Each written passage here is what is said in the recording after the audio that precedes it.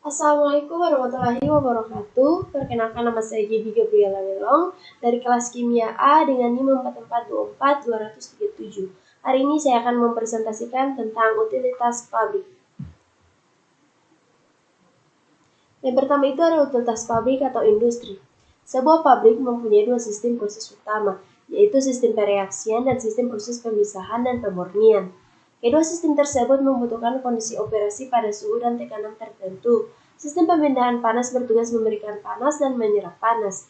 Cooling tower, boiler, dan tungku pembakaran merupakan pemproses untuk sistem penyediaan panas dan sistem pembuangan panas. Kedua sistem proses ini bersama-sama dengan sistem penyedia udara bertekanan, sistem penyedia listrik, dan air bersih untuk membutuhkan produksi merupakan sistem penunjang berlangsungnya sistem proses utama yang dinamakan sistem utilitas. Kemudian ada unit penyediaan listrik. Pada instalasi pabrik yang lebih modern, umumnya dipakai motor tersendiri untuk setiap alat produksi. Meskipun menggunakan motor kecil saja, konstruksi motor yang lebih kecil dirancang dengan bentuk yang kompak dan tertutup agar motor tidak mudah rusak karena pengotornya. Kemudian ada unit penyediaan air. Yang pertama itu air pengisi ketel. Sumber-sumber air pengisi ketel. Macam-macam air yang dapat digunakan sebagai air pengisi ketel adalah air sumur dan air konstan. Air konstan sudah murni sehingga tidak perlu mengalami pengolahan yang khusus, sedangkan untuk air yang berasal dari sumur perlu mendapatkan pengolahan lebih dahulu. Kemudian yang kedua itu ada pengolahan air. Pelunakan atau softening digunakan untuk menyingkirkan atau mengurangi kesadaran air, sedangkan pemurnian atau purification yaitu menyingkirkan atau menghilangkan bahan-bahan organik dan mikroorganisme dari air. Kemudian ada penukar ion. Untuk menghilangkan pengotor yang terlalu digunakan zat yang dapat menyerap ion-ion dalam larutan tersebut. Dengan ion exchanger diharapkan air yang akan digunakan pada proses memiliki kesadaran sesedikit mungkin, bahkan agar tidak menimbulkan kerak. Kemudian yaitu pengolahan internal. Pengolahan air dalam ketel bertujuan mengontrol korosi kerak atau buih yang timbul dengan menambahkan bahan kimia. Korosi dapat dicegah dengan menghilangkan oksigen dan mengatur pH bersifat alkalis. Kerak atau scaling dikendalikan dengan mengikat kesadaran dalam air. Kemudian ada menara pendingin atau cooling tower. Cooling tower digunakan untuk mendinginkan air kondensat sebelum masuk ke dalam ketel. Sebagian cooling tower dibuat dari redwood, yaitu sejenis kayu yang sangat tahan atau awet apabila secara terus-menerus kontak dengan air.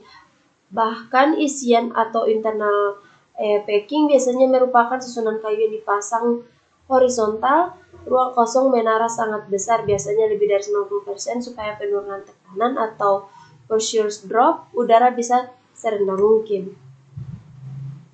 Kemudian ada unit pengadaan uap. Uap atau steam sangat berperan penting dalam proses untuk menggerakkan mesin-mesin bertenaga uap dan pemanasan awal.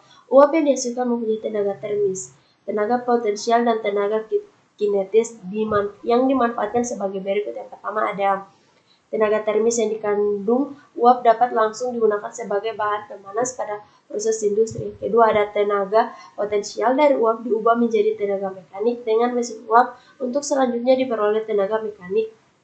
Yang ketiga yaitu ada tenaga kinetis dari uap diubah menjadi tenaga putar dengan suatu turbin uap. Selanjutnya dapat digunakan untuk membangkitkan tenaga listrik.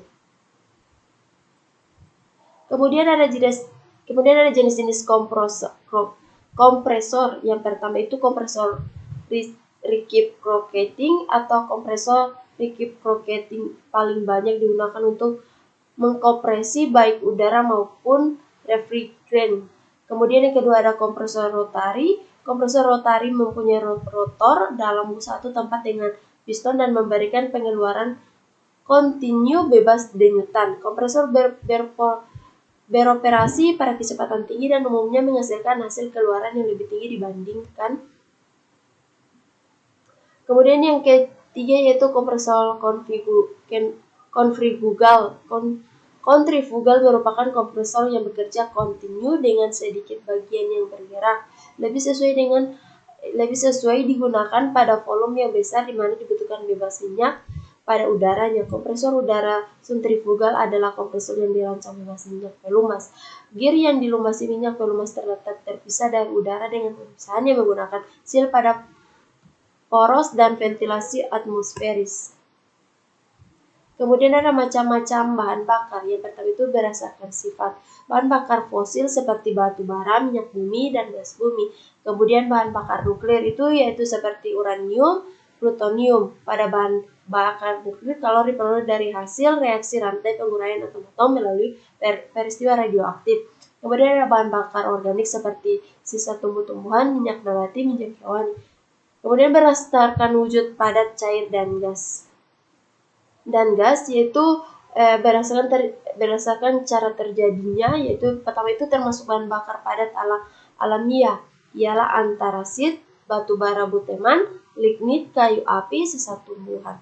Kemudian termasuk bahan bakar padat non alamiah antara lain kokas, semikokas, arang, briket, bris, serta bahan bakar nuklir. Kemudian ada bahan bakar cair non alamiah antara lain itu bensin atau gasolin, kerosin atau minyak tanah, minyak solar, minyak residu, dan juga bahan bakar padat yang diproses menjadi bahan bakar cair seperti minyak resin dan bahan bakar sintesis. Kemudian ada bahan bakar gas alamiah misalnya gas alam dan gas petroleum.